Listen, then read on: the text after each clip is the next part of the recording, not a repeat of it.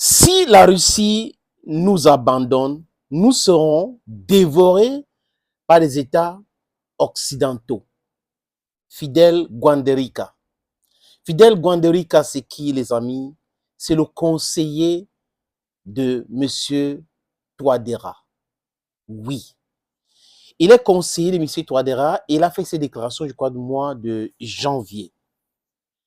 Parce que beaucoup de personnes ne comprennent pas la pression que M. Touadéra subit aujourd'hui. Si les Russes sont en République centrafricaine, c'est parce que les Français ont pensé à un moment donné qu'ils pouvaient continuer avec les lesbroufs et les chantages. Les Centrafricains souffrent de l'insécurité. L'UFC, FPRC, la MINUSCA, qui est là pour l'insécurité dans ce pays. La MINUSCA vend l'insécurité en République centrafricaine. Quel est le rôle de la MINUSCA? Maintien de la paix. Maintenir la paix, ça veut dire quoi? C'est vague. Pourquoi il y a toujours les groupes rebelles qui servent à la frontière du Tchad? Qui les finance? Pourquoi la MINUSCA n'en découle pas avec ces gars? Ils sont une force d'interposition par rapport à quoi dans un pays qui doit se développer, qui doit avoir la même mise sur toutes ses ressources, dont la MINUSCA doit dégager.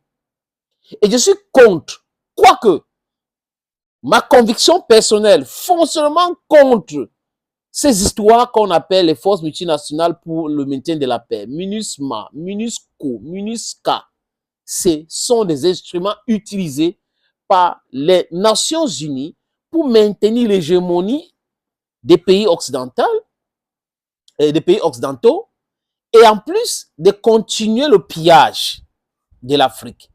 Parce que si vous regardez bien le fonctionnement de la MINUSMA qu'on a chassé, humilié du côté du Mali, et du MINUSCO qui doit partir du Congo, et on vient parler maintenant de la MINUSCA, vous allez voir qu'ils ont quelque chose en commun. Armer la rébellion, diviser le pays, piller l'or du diamant. C'est le rôle de ces organisations ou de ces structures créées de toutes pièces par le Conseil de sécurité ou le Conseil de l'insécurité des Nations Unies, géré par les Occidentaux. Si c'était la présence de la Chine et de la Russie, on serait où aujourd'hui avec ce désordre partout dans le monde?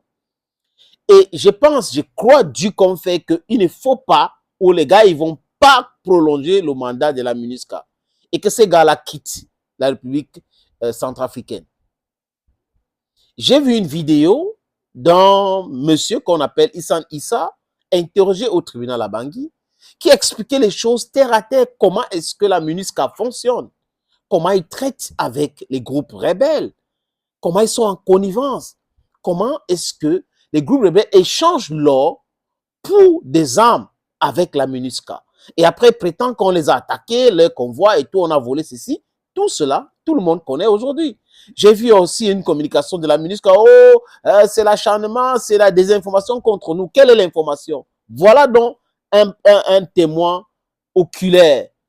Quelqu'un qui a travaillé même avec vous, qui dit des choses clairement. Je dis non, il y a une campagne de désinformation contre nous, c'est faux. Quittez la République centrafricaine, quittez ce pays, quittez les Africains peuvent maintenir la paix là-bas. Il faut uniquement les pays africains avec l'accord de la République centrafricaine. Les amis, il y a une très mauvaise nouvelle. Quand vous voyez les Américains s'agiter, oh, on va sanctionner la République centrafricaine. Si vous ne travaillez pas avec nous, on va vous sanctionner. Et ils ont mis la pression jusqu'à Biankov. Aurait même signé un contrat, mais le gouvernement c'était sur la pression. Et le peuple centrafricain a manifesté, les amis. Oui, j'ai vu des jeunes manifester, brûler même les drapeaux américains. Et là, tout de suite, l'ambassadeur américain a communiqué, le département d'État, non, on n'est pas derrière Biankov, vraiment, ce n'est pas nous et autres. C'est bien. Donc, quand M. Fidel Guanderica a dit que si la Russie lâche la République centrafricaine, les États occidentaux vont les dévorer, ce n'est pas de la blague. Parce qu'ils sont aujourd'hui très fâchés contre Touadéra. Parce que pour eux, Touadéra les empêche de continuer à piller la République centrafricaine. C'est ce qu'ils veulent. Donc la présence russe là-bas les dérange. C'est pour ça que là, Sanctions contre Wagner à l'époque de Prigogine. Sanctions contre ceci. Après, on vient vous dire que Wagner a les industries. Wagner produit l'alcool aujourd'hui. Wagner produit ceci. Mais les amis, la France produit quoi en République centrafricaine? Est-ce que la France ne produit pas quelque chose là-bas? Les Américains ne produisent pas. Pourquoi est-ce que quand un autre pays produit quelque chose, ça devient un problème? Voilà des gens qui prétendent être nos amis. Ils ne veulent pas de bien de la République centrafricaine. Donc, ils ne veulent pas la compétition. Ils veulent rester toujours dans le pillage sauvage de la République centrafricaine. Et pendant ce temps, on ne veut pas que les gens à la République centrafricaine s'éduquent. On ne veut pas, on ne veut pas, on ne veut pas. Il y a beaucoup de choses. On amène une guerre de religion, musulmans contre les chrétiens, des trucs, tout est vanté. La religion, c'est une invention de l'être humain. Dieu existe, oui, mais toute cette création humaine-là ne devrait pas pousser les peuples à se bagarrer, à se tuer. Vous comprenez un peu, les amis? Donc, l'annonce aujourd'hui de la base militaire russe, M. Alexandre, qui est l'ambassadeur de la Russie en République centrafricaine, avait condamné quand même l'attitude des Américains et autres, les sanctions et autres. Mais aujourd'hui, les amis, à l'heure où je vous parle, ça sera possible dans quelques mois. La première base militaire russe sera en République centrafricaine. Oui, parce que les Centrafricains veulent. Sinon, c'est fini pour eux. Je vous explique pourquoi. Les Américains sont chassés aujourd'hui, comme les Français, au Niger. Les gars ne se démordent pas. Ils veulent toujours rester en Afrique. Donc, tout a été fait pour qu'ils se retrouvent au Tchad. Comme le Tchad, c'est un no man's land, chacun s'installe là-bas, compte tenu de ce qu'ils font avec le pouvoir au Tchad. Espérons que ça va changer un jour, parce que la jeunesse tchadienne que je discute avec, qui me contacte souvent, c'est cette jeunesse-là qui est en train de se mobiliser, et vous verrez que d'ici peu, la jeunesse tchadienne va chasser les Français, les bases militaires, pas les Français, les bases militaires. Ils vont demander à la France de dégager avec les bases militaires. Les Américains vont installer les F-16 à Djamena, les hélicoptères de combat 20 à Djamena, les armes automoteurs à Djamena. Actuellement où je vous parle, les bases militaires françaises sont utilisées pour envoyer les drones avec des grenades en fragmentation.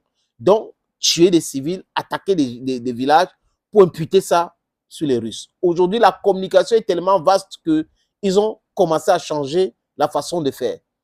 Voilà ce qu'ils veulent faire. Parce qu'une république centrafricaine déstabilisée ou toujours en proie à l'insécurité va envoyer un mauvais message sur les autres. Faites attention, regardez ce qui est en train de se passer. Donc, une base militaire, c'est pour stabiliser cette affaire. Et la MINUSCA ne veut pas partir, souhaite qu'on prolonge les mandats, on accuse des contingents marocains, on accuse les autres contingents d'être dans cette tiverie pour continuer à piller, autre avec les ONG américaines qui travaillent certainement, selon les dits de Hassan Issa, avec les groupes rebelles. Et vous pensez que ces pays-là peuvent prospérer comme ça? C'est pas possible. Donc, je pense que c'est une très bonne idée d'accepter ou d'avoir accepté la création de ces bases militaires russes là-bas. On va parler maintenant de la sincérité dans l'amitié et l'hypocrisie dans l'ancienne amitié.